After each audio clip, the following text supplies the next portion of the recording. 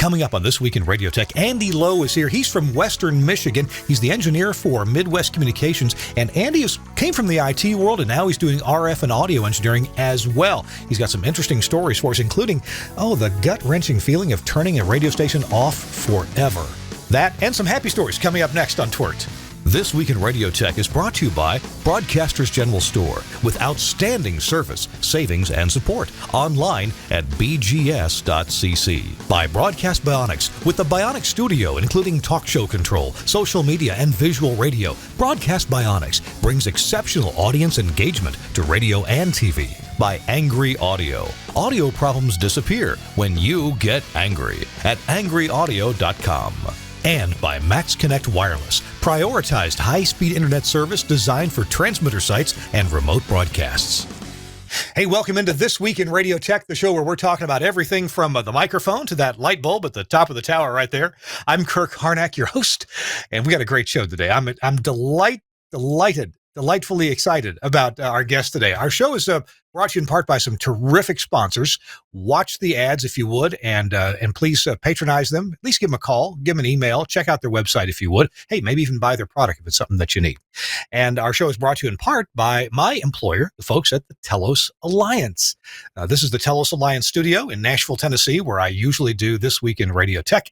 And I'm grateful for Telos for giving me an hour and a half off on Thursday afternoons to do This Week in Radio Tech and bring this information to you. So we got a lot of cool things to cover as usual, and I guess we're gonna jump right into it. Our guest today is a fellow that you may have seen plenty of times on Facebook if you are a member of any of the various broadcasting Facebook groups. It's Andy Lowe, and he goes by Anthony on Facebook, so you may get that name in there. But Andy Lowe is what we call him. Andy, welcome into This Week in Radio Tech. Oh, sorry. Oh, God. You got me. Sorry, I was sorry. It was right there. I just had to, brush up a little bit. That's a good book. How long have you had that? I literally got it this year for Christmas. Yes, I put audio over IP on my Christmas wish list. Hold that book up if you don't mind. That book was written 10, 12, 13 years ago? Written by Steve Church and Skip Peasy. Audio over IP, Building Pro AOIP Systems with Livewire. How about that? That is not a cheap book, typically. No. Hence why it was on my Christmas wish list. It's, even when that book was first in print, we at Telos, and back then it was called Telos Omnia Axia, we wanted to get as many copies as we could, give them out, as sales incentives and to give them to people who hadn't heard of audio over IP before. And they were expensive for us. That publisher wouldn't budge on the price. It was, I want to say it was $50 or thereabouts. And I think now it's typically more than that. Man. I think I got it for like $45 off of Amazon. It was just one of those things like, you know what? We've got an Axia building here. We've got an Axia building in Battle Creek. Let's just grab the book, and then I'll just start digging into it. I've got a copy of that, and I was very fortunate. I got mine signed by Steve Church, one of the authors of the book. I need to get Skip Peasy to sign it too. That'd be cool. But Steve Church signed it, and I caught him off guard at an AES NAB thing in New York City. And I said, Steve, I just got the book. Would you sign it for me? And he said, well, yeah, sure, I'll sign it for you, but I don't know what to say. So he wrote, what do you say to the man who's heard everything? Good luck, Steve. And that book, sure, it let us, at Telos Alliance, it let us say, hey, we wrote the book on audio over IP, and we kind of literally did. But the principles in it, even though the book is however old it is, 10, 12 years old, the principles are still exactly the same. The introduction to Livewire, you guys just updated that just recently with the AES 67 plus stuff. And, even before then, I was reading through that, and that was, in the primer to Livewire was just right on. And that was still, like you said, pretty old. But it's audio IVP really hasn't changed that much, which is good. We're going to get to your introduction here in just a second, Andy. And you're right. When AES 67 came along, and it was certainly true for Livewire, but I suspect it was also true for a couple of the other audio over IP proponents that are out there, like Ravenna, Wheatnet, and Dante. Everybody had to make some changes to comply with AES 67. I mean, nobody just rubber stamped, hey, our system's already, compatible or compliant. And, the biggest change with AES 67, the biggest one, the one that you actually have to worry about, is that there has to be a different kind of clock on the network. So with Livewire, there's Livewire clock.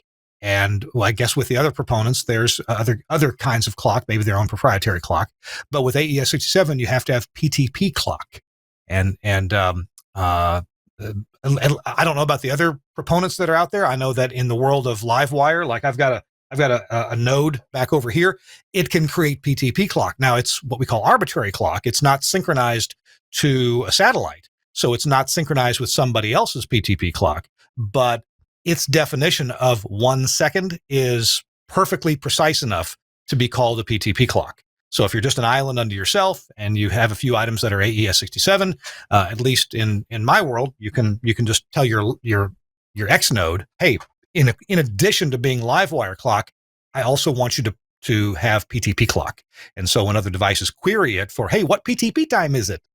It'll answer in PTP time. And yeah, we set that up. We just got a Comrex multi-rack unit because we've been Comrex stuff since the blue boxes way back when. Mm-hmm. And so we got the multi-rack, and I wanted to do everything, digital in here. And so, yeah, I had to learn all about the PTP clock and the X nodes and trying to get the two of them to talk together and how to change, a multicast thing into a Livewire address and all that fun stuff. But we've got it now, perfect time to have all of our sports broadcasts go nowhere. We're gonna chat about this, and so let's introduce Andy Lowe. So Andy, I have known you on Facebook for quite some time as Anthony, no H in there, Anthony Lowe, and you post interesting stuff. You have some nice insights that you put on there. You ask questions that are like, oh, well, that's somebody maybe new in the business would ask this question, but it's a good time for us to think about that. So I appreciate the postings that you do on Facebook. You ought to give us a little introduction. Tell us how in the world have you come to be chief engineer of some radio stations in Michigan? Well, yeah. Okay. So first off, the Anthony thing, that's my parents. I've tried to ask them about that. They never gave me a straight answer. I go by Andy because that's what they called me. And so when I went to school, the first couple of days, they're like, who's this Anthony kid? I've never heard of him. So yeah, I just took the Andy and ran with it. I started, I graduated from Eastern with a degree in electronic media back in 2008 and wanted to be, on the air. And then I went to the Michigan Association of Broadcasters career fair and realized I was a very small fish in a very big pond. This was also 2008, which, we all know about the wonderful economic downturn of 2008. So it was interesting. And so I, was doing some odds and ends, and then I learned, I think from your show here, that one year the SBE said the number of people who joined the SBE who was under the age of 35, I think was like 12 in the entire country. Yeah. And that just was that light bulb moment where it's like, okay, now I understand it. Let me literally I got my graduate, got my degree, turned right back around, started doing computer science and electrical engineering. That's the closest I could get to a broadcast and engineering course anywhere. And less than 6 months later, I was hired in and started working part-time on the IT side of things. And then, unfortunately, in September 2019, our engineer passed away. And so, September, October, November, December, we're looking for engineers to try and fill the gap. And then COVID hit. And, I'm talking with the corporate office going, okay, we need to do X, Y, and Z in order to make everything squared away. And one of them was like, why don't you just apply for the engineering position? And I'm just like, you know what? It'd probably be a lot easier to find an IT person than it is an engineering person. So let's, hold my nose and jump in, and here we are. So in the realm of IT, what things did you gravitate to? What were you good at in IT? And not that you aren't now, you still are, you're adding to your skill set, but when you came into doing IT for this company, what kind of work were you doing in IT? Well, they had just put in the Axia network here. So it was, the Hmm. basic business network stuff. So we still had, all the printers and the servers and the file shares and all that sort of stuff there. But then it's also everything started getting an Ethernet jack on it. I mean, we switched up from the StarGuide receivers to the XDS units, Ethernet jacks on those. We started getting the Axia network in here, which is all IP based. So we started, Yeah. digging into that. It's, we started going from the T1 Comrex unit. I forgot the Nexus, I think was the T1 unit. I think it was the Nexus. Or maybe Somebody's gonna. ISDN. Yeah. Yeah. It was the ISDN was the Nexus one. Yeah. So we switched from ISDN to the actual Comrex access units, which were Hmm. all IP based as well. So it's starting. I started to just go, okay, if it's got an Ethernet jack on it, let me figure this out because I have a feeling that somebody is going to um, literally call me up and ask me about it. So I just started, digging in deeper and deeper and deeper. And luckily, our engineer, Walker Sisson, God bless his soul, saw a good thing when he saw it and started, taking me along to the transmitter sites, started, letting me, go, oh, is there a problem here? Let's, let him mess around with it for a little bit. And then, we'll kind of, try and make it a teaching moment at the time. Which, a teaching I'm moment at 3 o'clock in the morning out at a transmitter site. Part of that time, I'm just like, dude, I understand the transmitter's off. so Let's I'm just get the transmitter back on and go to bed. so I'm curious about so you're coming from the IT world where maybe the highest voltage you ever deal with is 48 volts on a PoE device, right? Yeah, And that's it. everything That's has an it. No IP problem. address. You're dealing with subnet masks and gateways and routers and the size of a network, a class A, B, C network, and you're dealing with I'm sure some domain servers and stuff like this, and you really have no reason to learn about audio frequency circuit behavior or radio frequency circuit behavior or why is this circuit in an AM transmitter but a different size components or different value components or in an FM transmitter. And so I guess what I want to understand is, um, did you have an aha moment where this non-IT stuff started to make sense?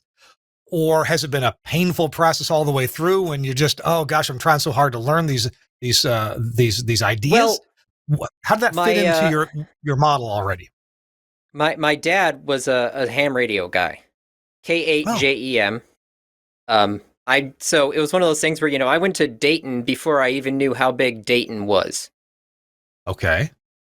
So I always had that obsession with the RF side of things there, but for me, trying to it just the IT stuff, computers were more exciting and more new and more flashy than, the my dad's like, "Oh yeah, no, I talked to somebody in Jordan, turns out it was the king of Jordan at the time."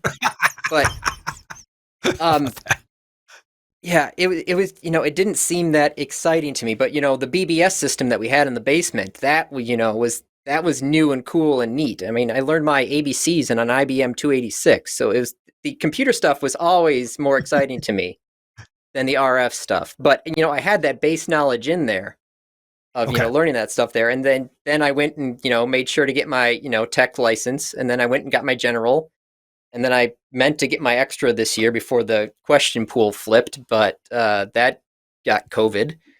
Um, so it was one of those things where it's like it was the baseline was always there. The question was more about it, I hate to say, but I feel like the broadcast engineer is almost a dying um, art here. Sure. Yeah, there's not as many of us around. Hey, tell you what, why don't you see if you can attend to that Yeah, I USB see cable that. I that's see giving that you camera going. that's giving you trouble. We're going to go ahead and take this opportunity then to have a quick break. Andy Lowe is our guest. He's with Midwest Communications in East Michigan, covering cities like Holland, Michigan, Kalamazoo, my favorite, your favorite too, because you read it on every cereal box as a kid when you're eating cereal. Battle Creek, Michigan. They got studios there, and Coldwater, Michigan.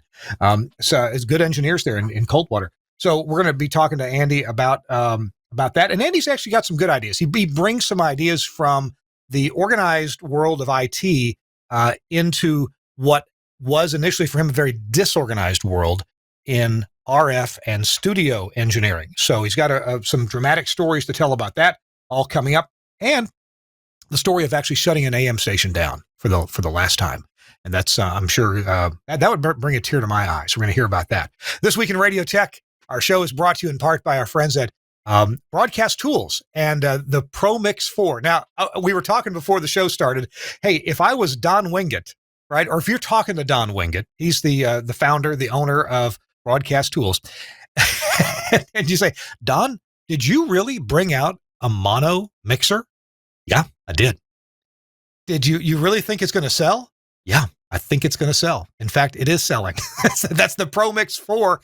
It's a simple mixer. You can send it out on remote, even with the morning guy, the morning team, the afternoon team. You know, you can send it out on remote. You can do sports broadcasts with it. In fact, it's part of a whole sports broadcast package, this ProMix 4. Let's take a look at the ProMix 4 and some of the features that it has. It is 4 inputs, so it'll take four mic inputs. 3 mic inputs and a line level input. It also has a USB connection on it, so that you can connect it, back to your audio. Your laptop, and you can get audio from the laptop or send audio to the laptop. So let's say you're running a codec, an audio codec on your laptop. This output will go right to the laptop, will go through the internet, and go to the radio station that way. You can also get your audio cues back that way. It's got built-in headphone amplifiers. It's got a built-in tally light output. And by the way, those mic inputs, they are those universal mic or line level input channels with both XLR and 1/4-inch tip ring sleeves. So it's really hard to go out and not have what you need when you get to the remote. It also has a mix minus output. So if you've got a codec right there on site you need to deal with, no problem. You can deal with that. It has an LED audio output level VU meter. It's easy to see. Even it's bright enough to see if you're not even looking at it. So you can be calling a game and you can tell when your voice gets in the yellow or the red. It's easy to notice that. Full duplex talkback capability with the ProMix Hub 6 controller. That's sold separately and part of the sports package that I mentioned. It has an IFB audio input with level adjustments. So you got a separate IFB feed coming back. You can talk to your talent that way. As I mentioned, it's got the on-air tally warning light, remote channel control, and status via terminal block connectors.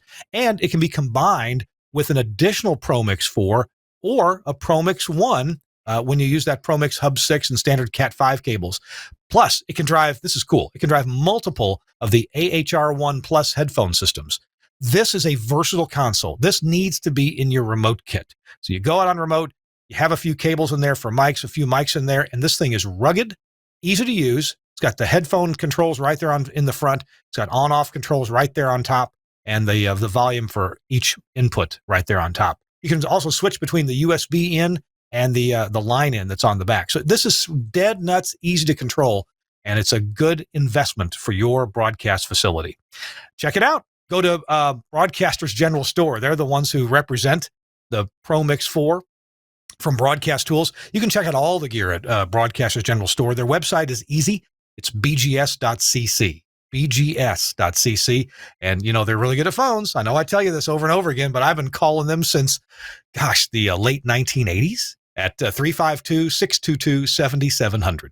That's 352-622-7700. I've been ordering from them, since probably 1989 or 1990. I was doing work for Sam Phillips in Memphis, Tennessee. And Sam would say, Kurt, call them people up there at Broadcast General Store and get us a good deal. Tell them to get their sharp pencil out. They did. They got good stuff there. All right. Thanks a lot, Broadcast General Store and Don Wingett at Broadcast Tools with the ProMix 4. We're talking to Andy Lowe. Andy, how's the camera? Is it any better now? What do you think? I think it looks better. I think, okay. I should talk to the IT guy, see if he can get me a better one in the future. I gotcha. I have the same problem I mentioned with one of my Can cameras. I actually tag on 3 things on that? I've got 3 things. Please. Yeah. The first one, it's Western Michigan, not Eastern Michigan. Eastern Michigan's kind of Detroit and the suburbs. I knew that. It's fine. Everybody, 3 times. Number 2, mad props to Gary from Broadcasters General Store. He's our rep here, and I can call him up and I've got questions on something, and Gary will just actually take the time and sit there and walk me through everything that he wants. He's like, I'm like, I've got this problem. I think it's this one. And he's like, all right, so here are your options, and he'll give me the quotes and everything like that. So he's mad props to Gary on that one. This and is then Gary number Tibbett? 3. Yes, it is. Yeah, and his son is now in the business, isn't it? Travis? Is it Travis' son? Or did I have the name wrong? Kid?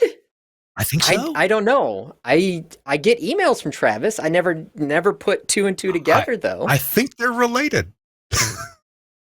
I'll have to ask him that. I got to call him up about some an ice shield for our new dish. So I'll have to ask him about that. I hope I'm not wrong. I hope I'm not making a family where there isn't one. That could be funny. Yeah, Travis Tibbett, or as we call them affectionately, Gary and Travis Thibault. Gotta get that little bit of Southern in there. Oh my goodness, this web camera. So the number 3 thing is yes. Nobody has a stereo microphone. I mean, it's who's got a stereo microphone? Why do you need a stereo mixer if you just got mics out for a sports report? I mean, that's just mono mics are fine.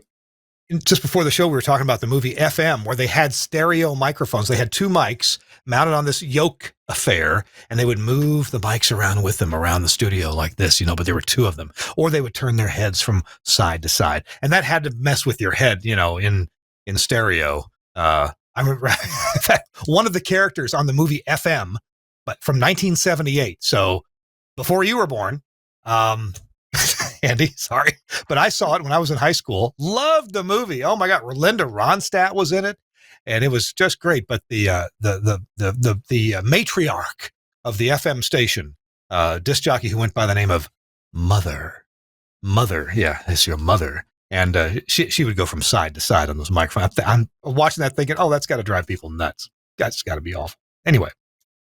All right, Andy, if whether or not you got your camera fixed, we're going to chat about, you mentioned that, I was going to say, it was on a USB extension cable, so I pulled that one out and I've moved everything around. So hopefully it was hopefully just the extension cable problem. If not, I've got more drastic stuff I can do. Okay, we'll see.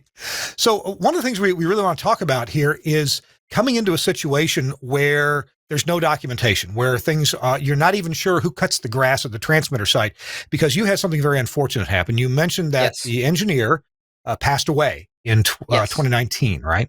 Yes. So, Labor Day 2019, our engineer, I literally had talked to him with last 3 days. He had actually gone out. We had a hole in our roof out at one of our transmitter sites, and it was a roof on top of a roof. So the one roof flooded, and the only place for the water to go was through the exhaust pipe of the transmitter. Oh no! So he was out there probably 72 hours before this happened. So it was one of those. It was very sudden, very unexpected, and it was one of those things where it's like, okay, can't rewind the clock. Let's just, we gotta figure this all out. And it was a lot of things there we had to just figure and go, okay, who's got the gate keys to this transmitter site? Because we go through a neighbor's property. Nobody knew who actually owned the neighbor's property at the time. He knew. Everything was all up here in his head, but nothing was on paper anywhere. So I'm going to ask you to go through some of these challenges, but I want to point out that, none of us know the day we're going to die.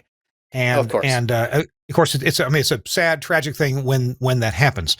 But we also don't know necessarily the day that maybe we're going to get fired, or maybe that some tragedy happens in our family and we have to move immediately, or we can't fulfill our obligation. We have to quit our job.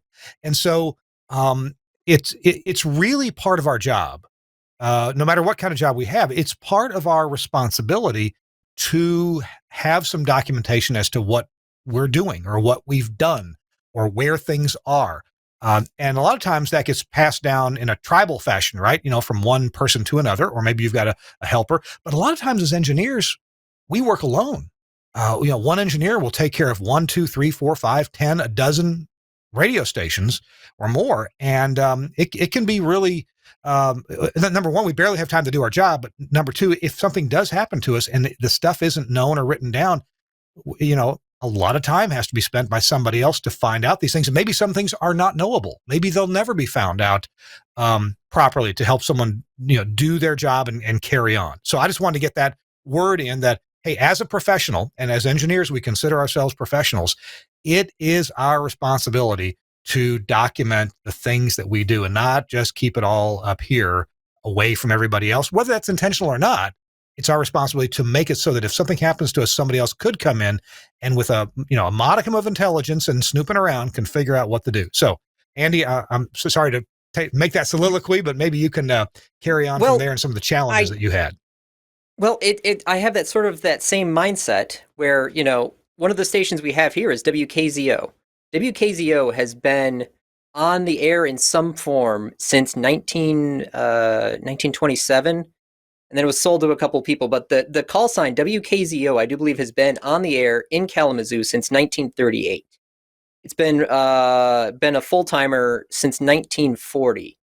And, I just looking at the list of the engineers and the owners and everything for that station is just, it's one of those things where I really hope that, I will not be the last person at WKZO. It's one of those things where my thought process is that these things are going to outlive me. They're going to outlast me. And I need to make sure that when I go, if that's, moving or quitting or, heck, if the bus hits me, that, there's an ability for the person who's coming up behind me to actually, hit the ground running and not have to stumble through everything while this was going on. The other fun fact was we were actually going through all our alternative broadcast inspection through the MAB.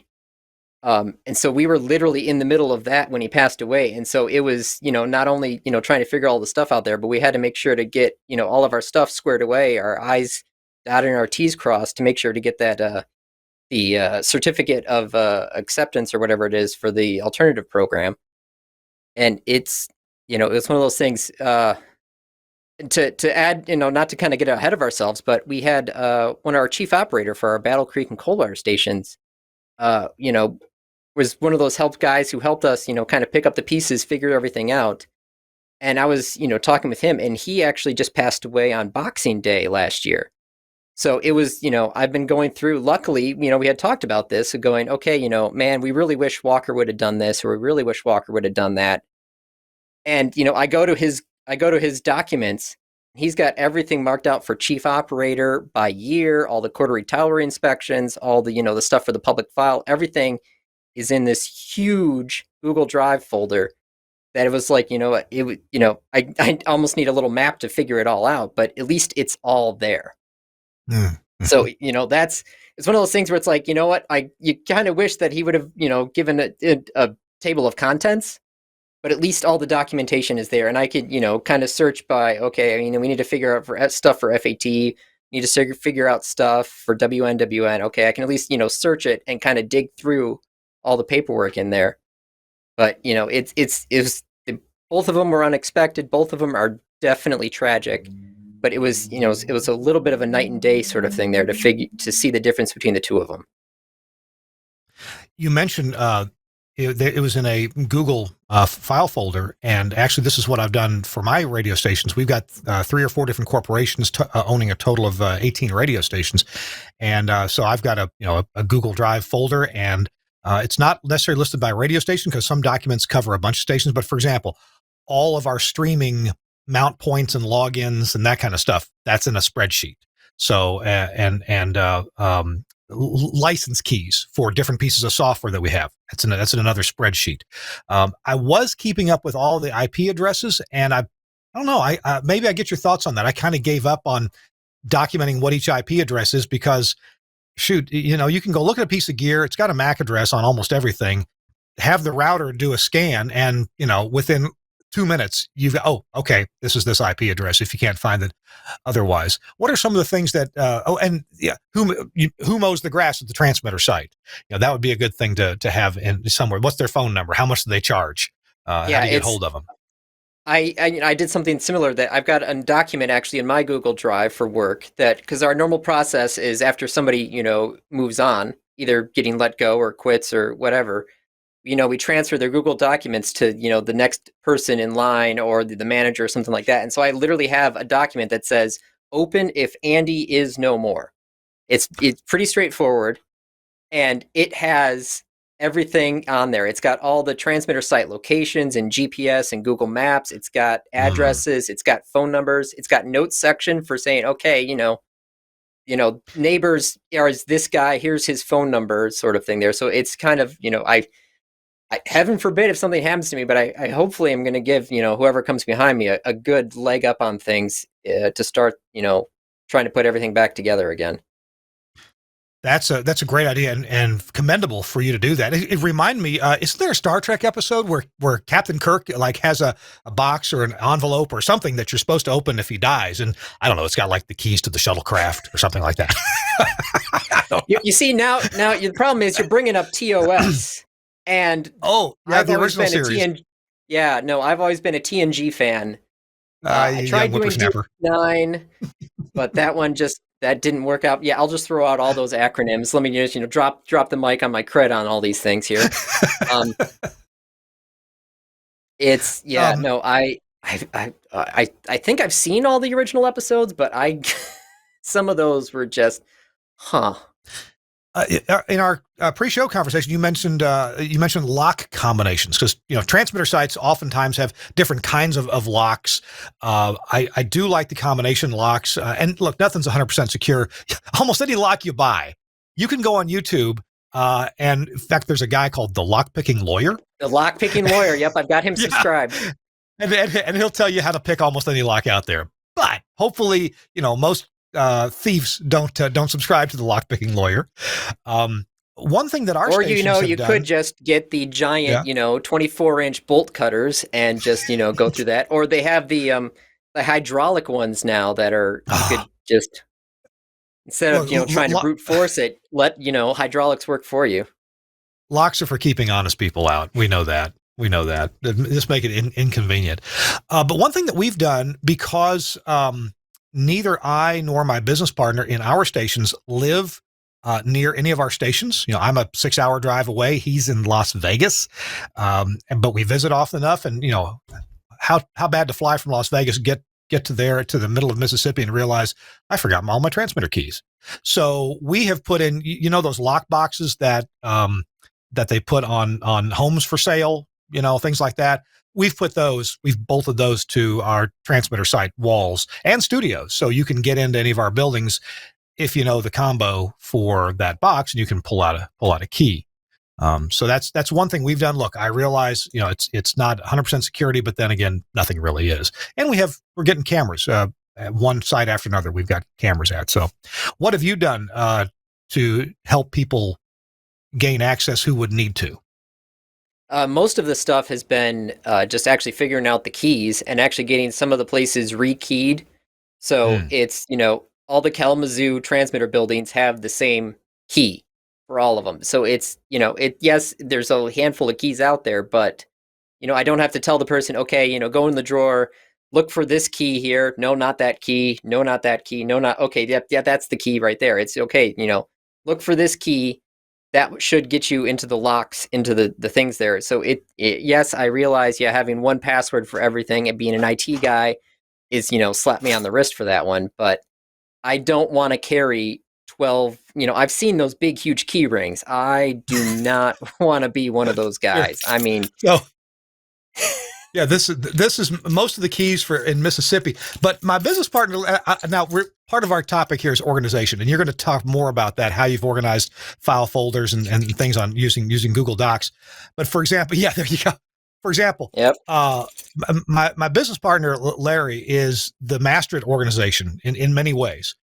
If you ask him for a receipt from 2017 for a copier, within 5 minutes, he'll have it for you. And the paper copy too, not a photo of the paper copy.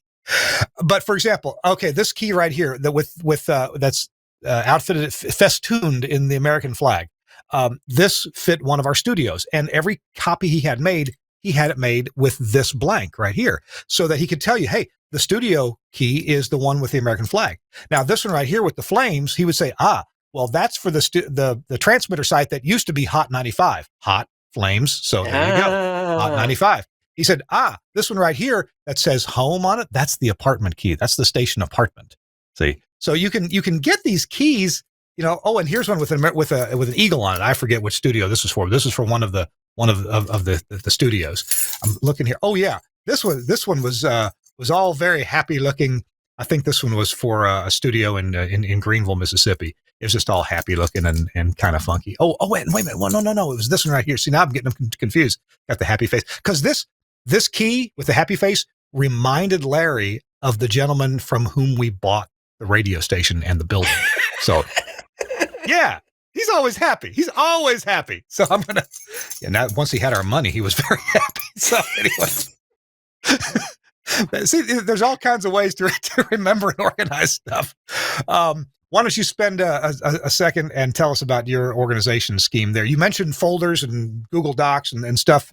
Well, what's making sense for you? It's got to be the Google Docs, mostly Google Sheets. I know it's not, the neatest looking thing out there, but Google Sheets, you can do a lot of stuff there. You can do a lot of searching, multiple tabs open there. We've got our IP addresses for everything, for the major stuff, all marked out in a Google Doc. Each tab is each of the markets, and you've got your IP address, your MAC address, the routers, physical locations of that stuff there. And what's great about having everything in the Google Drive is the fact that you can link to other Google documents and slides and words and everything else from another document. So it's for like GPS stuff there, and I can link to I can have it open up Chrome and go straight to Google Maps with your address in there, so you don't even have to worry about trying to go, okay, copy this one and open up this other app and do it here. Everything will just be in one spot, which makes life so much easier. Let's see. So yeah, we got the IP addresses. We've got all the streaming servers stuff there in the encrypted files with the passwords on there. So if you got the master password, the admin password for everything, then you can actually go in and figure out, okay, password for this streaming server is this. Password for this streaming server is this. See, what else do we got in that Google? There's just so much stuff in that Google Drive now. It's now I need to actually, like I said, I've got that bus book now, which actually will start to hyperlink to the other things there. So it's like, okay, if you open up this one here, you should be able to kind of parse through it and go, okay, I need to figure out this, the automation server in Coldwater. Okay, I can click this link and it will open up the web interface of the automation server as long as you're on, on the business network. And by the way, you mentioned the bus book, and I think actually in this conversation, the first time you mentioned that, this is the Andy got hit by a bus book. Yes. Right? Yes. Okay. That's okay.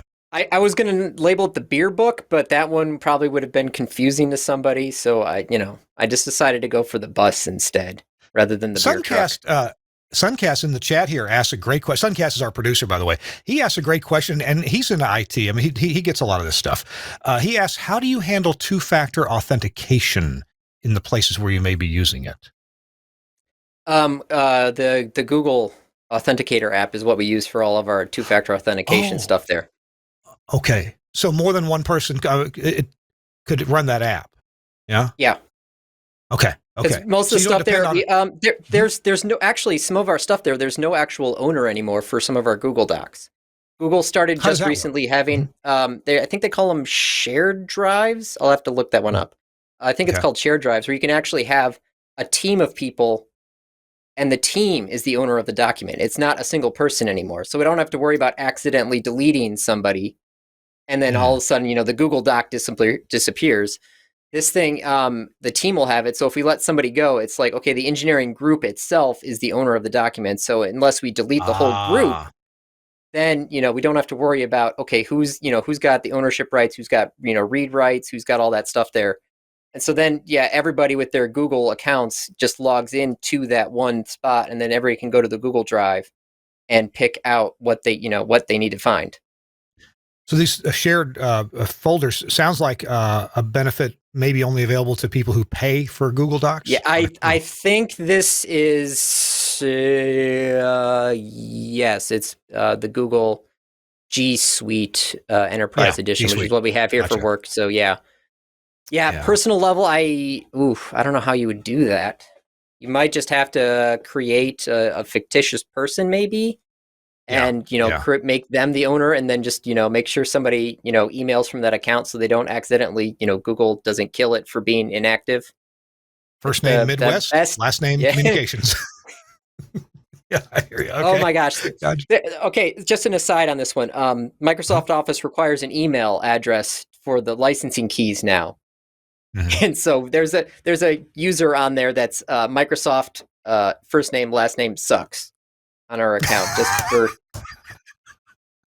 Gosh, I'm sure you're probably not the only one, but No, wow. That's just.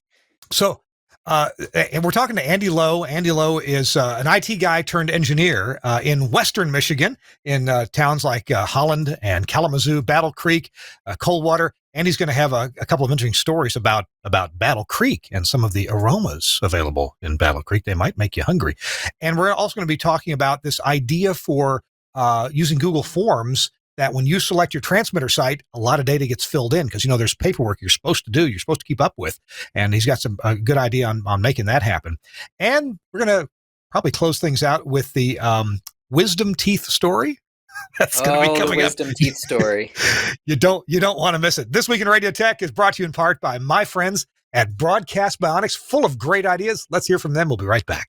Hi, I'm Phil from Broadcast Bionics in the UK, and we've been helping broadcasters and podcasters to work remotely for some time. But in 2020, this has become more of a necessity for many. X-Screen, Bionic Studio and our other products can be fully functional via the internet on a VPN connection or RDP session. If you have any type of Telos VX, HX6 or IQ6, you may already be using the free edition of X-Screen 2, giving you a software interface to go alongside your VSET controller. The subscription edition not only adds a cloud database and unrestricted workstation licenses, but also allows the user to call screen using a USB headset. Bionic Talk Show, part of the Bionic Studio, also allows this. Up until now, it's mainly been used for remote broadcasts, but now more and more stations have call screeners and producers working from home or socially distanced offices. The teams can still collaborate, communicate and deliver programming with the help of our tools.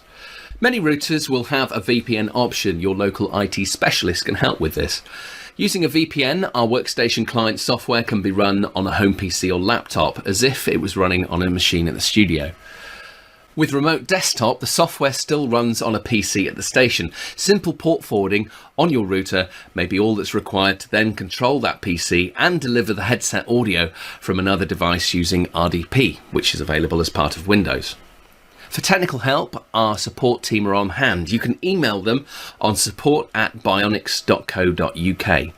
Combined with our Anywhere and Skype TX for radio products, broadcast quality audio can be delivered from contributors around the corner or around the globe.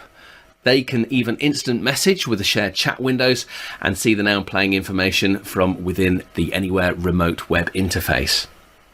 For more information, go to bionic.radio. We're helping broadcasters around the world to adapt to the new normal with innovative tools from Broadcast Bionics. Thanks a lot, Broadcast Bionics, for sponsoring This Week in Radio Tech. And they do have innovative tools. Oh, gosh, I can say it about almost like Phil does. Innovative. I just used some of their software about a month ago at a big corporate event, and it works great. I was using the X-Screen call screening software. And as you heard Phil say, they got a lot of good stuff. Check them out. Bionic.radio. Okay, it's Kirk Harnack in the Telos Alliance studio in Nashville, Tennessee. I'm talking with Andy Lowe, Western Michigan engineer, or the folks at Midwest Communications. And Andy, we got a few more things to get through. Well, one thing I mentioned was this idea that you and an IT guy worked out, and that has to do with forms. There's inspections that we're supposed to do on lighting systems and towers, quarterly tower inspections, things like that. And rather than having to type something out or mimeograph or photocopy a form and still have to fill out lots of things about the site that you're inspecting, you've got a better idea. Tell us about what you did with Google Forms. Yes. The quarterly tower inspection stuff here was still being done by hand, but they've got the basic blank form, but they were still writing everything, writing out the station, writing out the ASR numbers, writing out this thing here, this thing here. It was just watching this thing in my head, going, we can so probably automate this so much better. So we had an IT assistant in here for a hot minute, and he basically was able to set it up there. Let me see if I can actually pull this up on my phone. This is gonna probably be a little weird looking, But I've got a Google Doc here that's got all of the basic form, which is a quarterly tower inspection form. Which let's see if I can put that up there. Oh yeah. So I see there's it. the basic form right there. Let me get that squared to you. And it's got all the stuff that we need to fill out for the form. It was basically just a digital copy of the paper form that we were using. But all the stuff here, some of our towers are under 200 feet, so they don't need any sort of lighting system. But there's still this section in here all about the lighting. So it's like, okay, we have to go through and do all this stuff there. And it was yes, it was less hassle to deal with electronically, but it was still a problem to deal with. So it turns out Google Forms, you can actually, when you're creating the form, there's an option in the upper right-hand corner which allows you to create a pre-fill link. And so you would create this and you would go through the form and fill out all the things that you already know the answer to. So our tower up in Holland, which has no lights, I filled out NA for all the lighting stuff there, and they only have one set of guide wires. So the form asks, hey, inner guard wires, outer guard guide wires, and we don't need to worry about the inner ones because they literally don't exist. And after you fill that out, as much of the stuff that will always stay the same, it will generate a link for you. So we've got a document here that has links to all the tower sites. And let me, scroll down to the one here for Holland, and it pops up a little link on the bottom. And then I click the link, and the quarterly tower inspection form has the name and the ASR number there, and then all the lighting stuff is marked as NA already. The electric eye stuff is marked as NA. The anchor points, the inner points, are also marked already automatically NA, so I don't have to worry about, trying to figure out the stuff there. So it's Google Forms, it's in the upper right-hand corner. It's the pre-fill list, or create a pre-fill link. And it just makes it so much easier because I don't have to remember, okay, which ones are this one, which ones are this one. It's just, I click the button, ASR numbers are already up there for everything. I just start, I'm out there on my phone, so I don't have to worry about, a clipboard and a piece of paper blowing away in the wind, or if it's raining or something, I can just knock it out there pretty quickly, from tower to tower to tower to tower, and I'll be done so much faster than what it used to be. What a great idea. I wonder if, and not that I'm asking you to do some work, but it'd be cool if you could make a generic version, get rid of your ASR numbers, but put your ASR number here, and share that. I wonder if that'd be something that you could share so people could download and then customize for their own situations, at least to get them started with this idea. Oh, so some sort of like a Google Form template with it. Yeah. And then, yeah, no, that could work. That should be easy to. I mean, for goodness sakes, you were asking me about this yesterday, and I walked home and I was like, I'm sitting there at 10:30 at night waiting for the kids to go to bed. I'm like, you know what? I think this is, because I never had actually looked at the background of how he did this. He kind of just showed up with this document and said, "Here are all the links. Have at it." And I'm just like, oh my gosh, this is amazing. But he never documented the back end of it, so I had to dig into it and go, oh, okay, now I understand what's going on here. I'm going to guess a lot of engineers are like me in that, look, okay, if I have to figure this out myself, I can probably do it. And I'll probably do it wrong 3 times and then finally, through iteration, get it right. But if I could get a template, like, okay, yeah, I see that. Well, here's what I need to change. I've only got 2 towers at this site. I've got 1 tower. I got 5 towers at this site. And you can, then modify, but help me get started, right? With some kind of a template. That would be cool. What a great idea. And then of course you've got a document with the hyperlinks to the form and you have a drop down for each site, right? That you can. No. This it's a document by itself. It's just a Google Doc. It's basically designed to look good on my phone. That's the idea behind it. So if you actually pull it up on a computer, it looks horrible. But if I pick it up on my phone, everything is in a nice line. Everything looks pretty good. All the stuff's right there. All the stations that have multiple towers have got 1, 2, 3, 4. Oh, gotcha. For our 930 site in Battle Creek. So it's just, I can just walk through each tower and knock it all out without even breaking a sweat. Don't have to worry. And that's If I'm in the Battle Creek market randomly and it's like, oh shoot, I need, it's January, it's near the end of January. I got to get this, I got to get the tower inspection stuff done. Let me just quickly run up to the transmitter site. I don't have to worry about printing out paperwork. Don't have to worry about this. Don't have to worry about that. It's just, okay, I'm at the transmitter site, Tower 1, and we kind of planned ahead of time saying, okay, Tower 1 is always going to be like a clock starting at north. So whatever is, the north tower is 1. We, circle around the clock to the east. That second tower is 2, and then the next one is 3. And so you just, work around the clock, and then we spray paint. We're going to spray paint the guide points. So we can actually, because on here it just says, point 1, point 2, and point 3. Gotcha. Well, then, if somebody else has to go out there, they'll just be like, okay, anchor point 1. It looks around and goes, oh, that one's, which one's 1? Well, it's literally going to have a nice big, probably yellow or orange or whatever color I want, A1, and then for inner and outer probably be A1I and then probably A10. It just, hopefully intuitive enough that anybody, if they need to go out there and get that done, can go out there and get it done. Get it done. So I'm going to switch subjects. That's a great idea, the Google form. And I've done some Google form development for my employer on some pre-sales forms that help us, get in the sales process quicker. But sounds like you've got a really good Google form there. Years ago, I was an engineer for a station in Paducah, Kentucky, WPAD. It was 1560 on the dial. I want to say it may have been 10 kilowatts a day and then had a critical hours and a night pattern. And fortunately, whoever built the controller did a fabulous job. It just worked great. I never really had a problem with it. And that's good because there wasn't any documentation for it. You were taking care of an AM 1560 day timer in your market, and you had to do something that seems a little sad. Tell us about 1560. Yes, 1560 daytime only, 5 kilowatts. When the COVID shutdown hit, the corporate office back in 2008, I guess basically after they got through that mess, kind of basically had a document that would tell you, okay, if something like 2008 economic downturn happens again, these are the steps to take to kind of keep everything afloat and, get rid of certain expenses to make sure that we stay, in the black.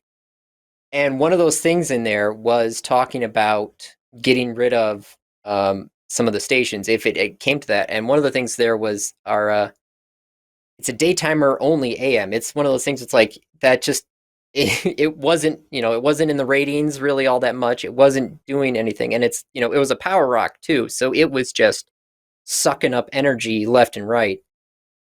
So one of the things on the list there was basically just, shut off the transmitter, turn in the license. Cause I don't think anybody's, is really going to want a daytime only AM station. So I actually had to, for the final time, basically just, we set up a little thing there. I said, I'd like to thank the community for our years of, service. And I went through every single call letter that Frequency has ever had at that station, played the national anthem, and then just killed the transmitter. It was a kind of a surreal thing to do where it's, you hit the off button, you kill the power, and all you hear is just the static coming from the radio. It's like part of you, normally when you hear static on the radio on one of your frequencies, you're freaking out and going, oh my gosh, what's wrong? And now it's just like, oh yeah, that's the way it's going to be now. Okay. I did that, and I was supposed to do that. Yeah, I turned it off, and it was on purpose, and that thing is not coming back on again. I literally, after I was done, I posted it on Facebook just because, that was one of those things where I feel like I have to document it somehow. But then afterwards, I just turned off the lights, locked the door, and I just had to kind of sit in my car for a little bit and go, oh, well, let's hope we don't have to do this again. Wow. That is something else. I can just imagine doing that at some stations that I've worked at. Can you turn it off and leave? And because normally if the station's off the air, you're going to the transmitter. You're going there to fix it. And here you turn it off, you lock the door, you get in your car, you may shed a tear, and then you put the car in reverse and you back up and you go out the driveway and drive away. Wow. That's you're hurting me. That's sad. Yeah, I know. It was one of those things where it's like, And hearing some of the people here who have dealt with that station over the decades was just kind of just remembering. Oh yeah, I remember the Colonel out in the parking lot, and or this over here. I guess there was a guy who barbecued there all the time. So if you were dropping off tapes and stuff at the right time, you get yourself some free food from the guy. And it's all these stories just start coming out of the woodwork, and you're just like, my story is the one. I'm like, I'm sorry, I'm the one who had to turn it off. Wow. So on a lighter note, look what I have. Look here. Oh, Kellogg's. There you go. Kellogg's Cocoa Krispies. And before the internet came along and we all had tablets to entertain us while we're eating our cereal, we actually had to read the cereal box over and over and over again and again and again. And I'd read the ingredients, and of course we would come to this little phrase down here that said Kellogg Corporation, Battle Creek, Michigan. And I always wondered, where's Battle Creek, Michigan? But what a cool name. Battle Creek just sounds very patriotic. So you've got some stations in Battle Creek, Michigan. Tell me about what that's like. 98.5 and 9:30 a.m. In Battle Creek. We actually have Kellogg's on some of the floors below us in the building. So post plants down the road, Kellogg's has their headquarters there. And sometimes when you get out of that building, you can smell the toasted oats that just come wafting over the air from the factories, and you're just sitting there just going, man, I could really go for just something right now, because it's just that smell of breakfast, of like warm bread and everything, and a little bit of honey on the. It's just that's great that it's a good smell, because maybe you have too, but I've worked at stations where you walk outside and you either smell a paper mill. Nobody wants that. Or in American Samoa, you open the door, you walk outside, and you smell a tuna cannery, which is not a great smell. No, our Holland station is next to the water treatment plant. Oh, no. So that one, that's, sometimes, and there's a recycling place across the street too. So that's another wonderful smell. Some of those places, I used to deliver mail, and on the mail route was a meat packing plant. So that was also a wonderful, So I know some of those smells, but the toasted oats is smells good. There's also there's a pizzeria across the street from this studio. So sometimes when I walk out the front door here, I just I smell it, and sometimes for a while I just had to call up the wife. I'm like, we're getting pizza tonight, just because. I'd forgotten all about it, but when I worked at WKZO AM in Danville, Kentucky, and those call letters were in Louisville, but they went to Danville, Kentucky at one point, and our studio was in the back end of a Domino's Pizza. Oh, I brought home pizza. I would go see the manager at the end. I was the sign-off guy, and I would go see the manager. Hey, Marcel, you have any undeliverables? He would say, well, yes, we do. We got a couple of them. What would you like? So, wow. Oh, that'd be just be like having that radio station next to a coffee shop. It's both a blessing and a curse. I want to cover one more technical thing before we break, and then after the break, we'll come back with the wisdom teeth story. It's worth hearing. But you mentioned that, and I've being in the business of codecs and wanting to help people get reliability, I've often recommended to broadcasters, if there's any way that you can get the same internet provider at your studio and at your transmitter, you're going to be much better off. I've got, for example, a transmitter site, and from the studio to the transmitter, it's only 40 miles, but the packets have to go from Greenville, Mississippi to Dallas, Texas, to New Orleans, to Jackson, Mississippi, to Itabena, Mississippi, and then 3 or 4 microwave hops later, they show up at the transmitter site, and yes, we lose packets. So, you've got a situation where you got fiber from the same provider at 2 sites. How's that working out? Yes, our Kalamazoo office here and our Battle Creek studios are both on CTS Telecom, Climax telephone system. Yes, there's a Climax, Michigan, right in the middle. You can reach it by actually getting off on exit 69. Thank you and good night. we're on the same fiber, so we can actually. I've done a trace route on here, and it hops off of our router onto their fiber. It goes to one intermediate router in their place, jumps to the building, and then jumps on back onto our business network in the other building. So we literally do not see the public internet. It is entirely, it's almost like we have our personal fiber between the two buildings without actually having to pay to have a personal fiber between the two buildings. And it's, oh my gosh, it's so nice. We've actually got offsite backup here in the Kalamazoo office for all the other markets in case something, heaven forbid, a studio burns down or something. I want to have something offsite ready to go.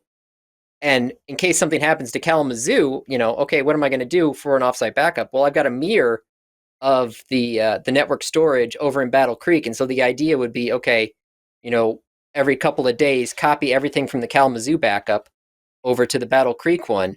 That way, if something happens here, I've got everything else. I can literally just grab that network storage from the other box, bring it over here, plug it in, roll everything back up again, and not be any wiser to what went wrong. Wow. And so it is good to have both ends, same provider. You don't go out to the public internet. It is rock solid. Yep. There's no peering point that you're contending with everybody else in Netflix for data passage. Nope. It's we actually for a bit there we were actually simulcasting to Kalamazoo Station in Battle Creek, and I actually took the zip ones and cranked it all the way up to just raw WAV file across there, and there was a couple of drops, but I could count them. I'd pull the thing up there and be up for like 21 days, and I could count on my hand the number of lost packets on that thing. It's lost. Just sure. Yep. And that packet loss could have been within your own network. You yes, don't know. Who knows? If somebody accidentally, whacked the HP switch or something and just caused something to go haywire. Hey, we're talking to Andy Lowe. He is the engineer for Midwest Communications for Western Michigan, towns like Battle Creek and Holland and Kalamazoo and Coldwater.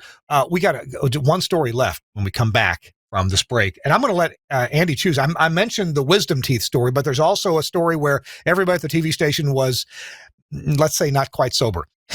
And there was a problem. So that's coming up. We're going to let Andy choose which story, or maybe both of them, if we can get them in quick. This Week in Radio Tech is brought to you in part by my friends at Angry Audio. This is the Bluetooth audio gadget from Angry Audio. This is what you need in your studio. If you don't have a phone hybrid, or if you just want to get high quality audio off of your phone and into your audio console, onto your broadcast, this will do it for you.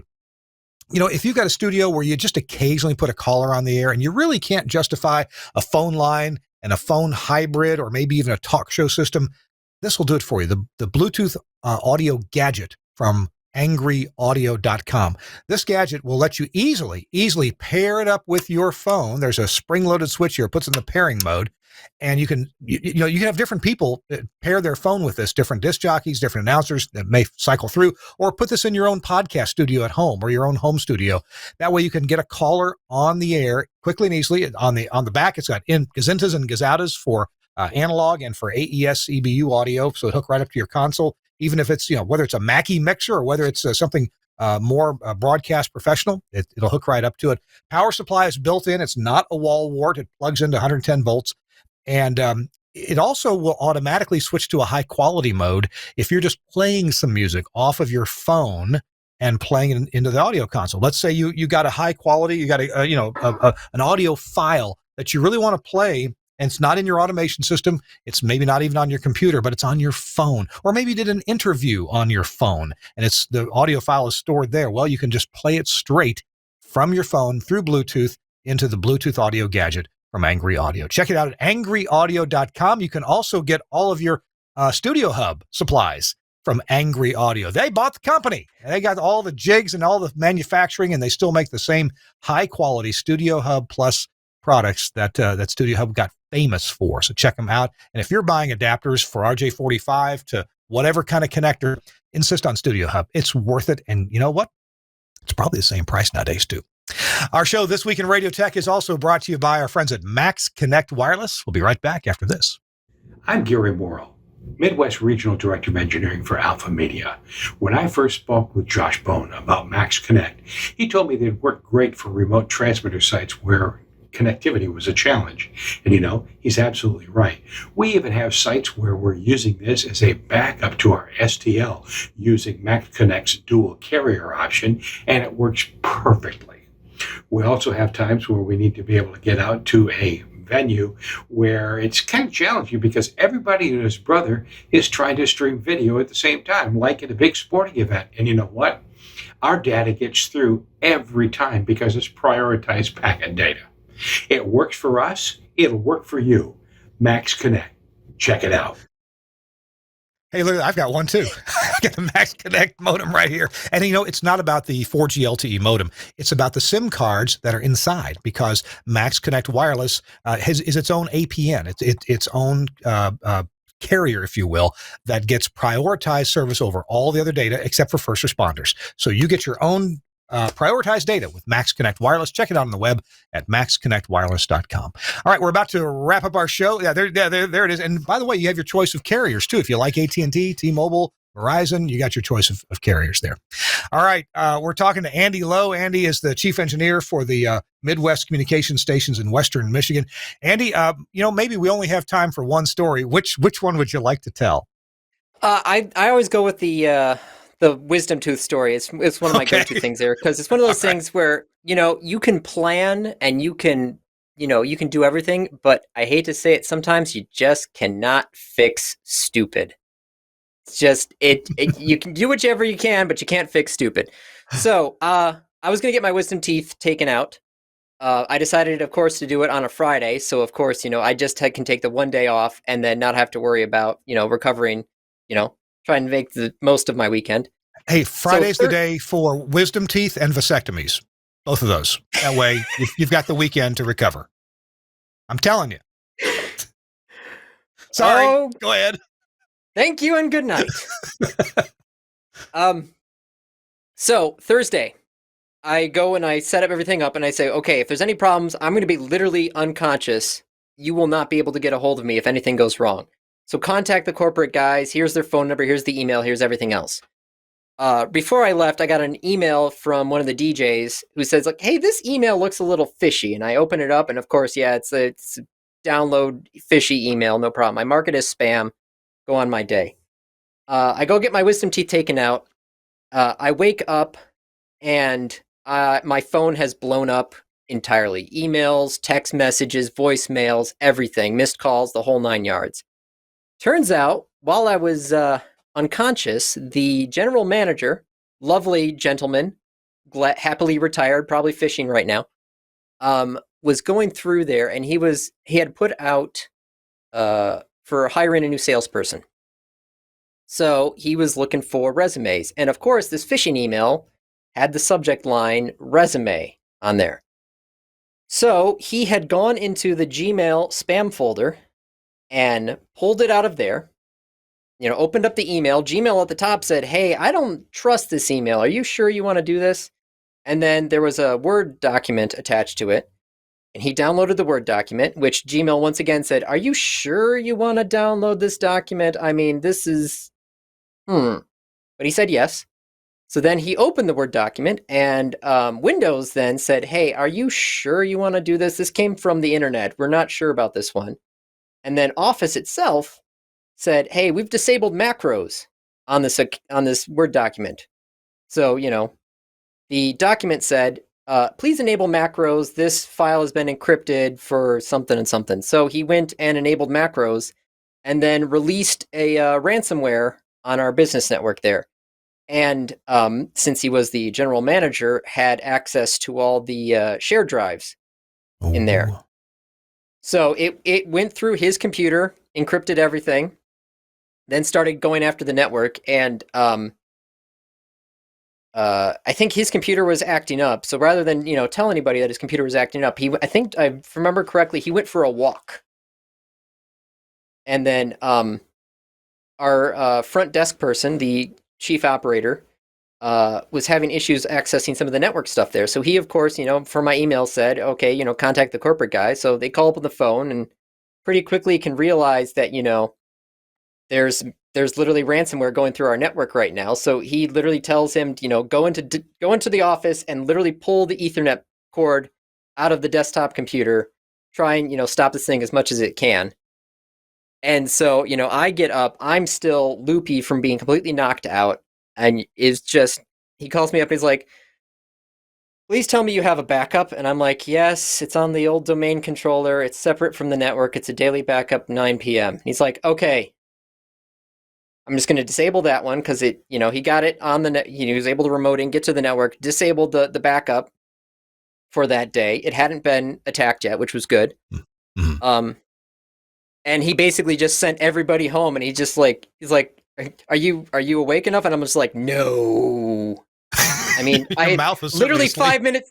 Yeah, I was still pulling off from the anesthesia, and I actually at one point I told my wife that the blood oxygen sensor on my finger had fallen off, and I was like, oh, you stopped my heart. Yeah, so I was out of it, and so yeah, they just sent everybody home. And so I just come in on Monday, because that was the weekend. I needed the weekend to recover. I come in on Monday, and I just basically just like, okay, everybody, we're just resetting the clock back to Thursday night at 9 p.m. when the last backup ran. Put everybody back there. I actually call up my boss at the time, and I tell him that, and he's like, well, what about the desktop? I'm like, well, I think I could actually rescue everything on the desktop from the manager who released this into the wild. And he's like, no. Just pull that hard drive, make him learn his lesson.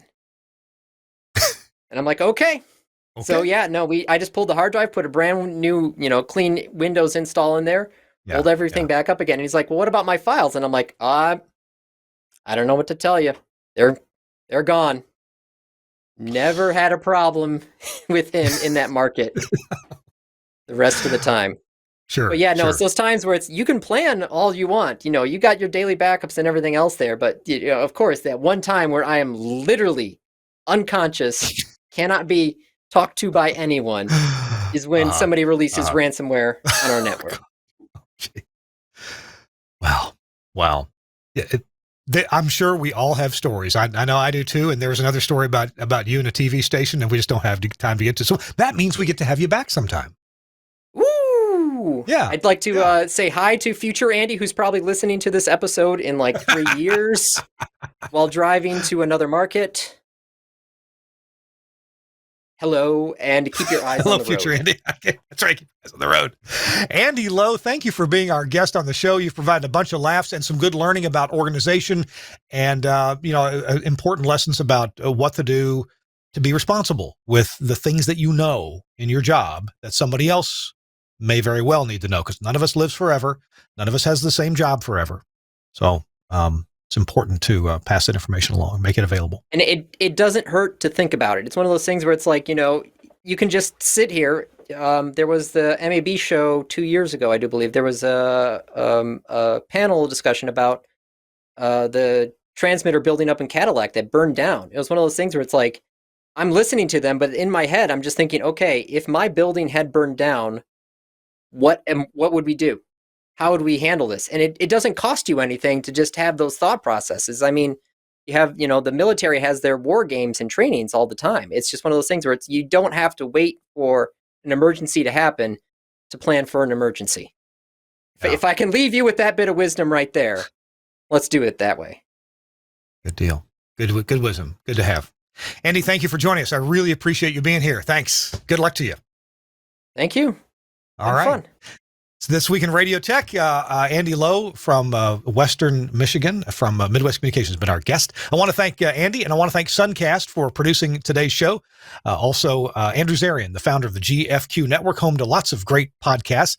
Next week, we've got a really interesting guest who's going to talk about restoring old equipment and making it actually maybe better than new. He's really good at it, and you're going to enjoy meeting him and seeing some of his handiwork. I know that I've enjoyed watching and looking at his handiwork and thinking, I'd like to have that. I used to use those back in the 1980s. That's all coming up next week. So we got to go. We'll see you next week on This Week in Radio Tech. Bye-bye.